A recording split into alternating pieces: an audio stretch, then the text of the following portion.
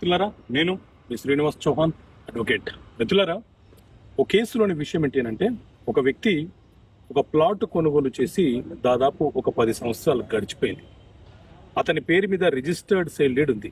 అయితే మరొక fake candidate ఏం చేశాడంటే, ఇతనికి ఎవరైతే అమ్మారో ఆ వ్యక్తులకు సంబంధించిన వారసులతోని ఒక ఫేక్ రిజిస్టర్డ్ సేల్ డీడ్ చేసుకొని, ఫేక్ అని అతనికి తెలుసు కాబట్టి దాన్ని ఏం చేశాడంటే, వేరే వ్యక్తులకు అమ్మకుండా ఆ ఫేక్ ఫోర్జరీ సేల్ డీడ్ ద్వారా ఒక బ్యాంక్ సంస్థ వాళ్ళతో కుమ్మకైపోయి దాదాపు ఒక 30-40 లక్షల రూపాయలను లోన్ తీసుకున్నాడు.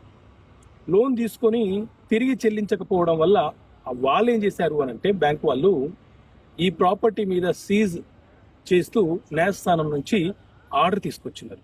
సో మిత్రులారా, ఈ కేసు ద్వారా మీకు చెప్పేది ఏంటి అంటే, ఏదైనా ఒక ప్రాపర్టీ మీరు కొనుగోలు చేసి ఉంటే మీరు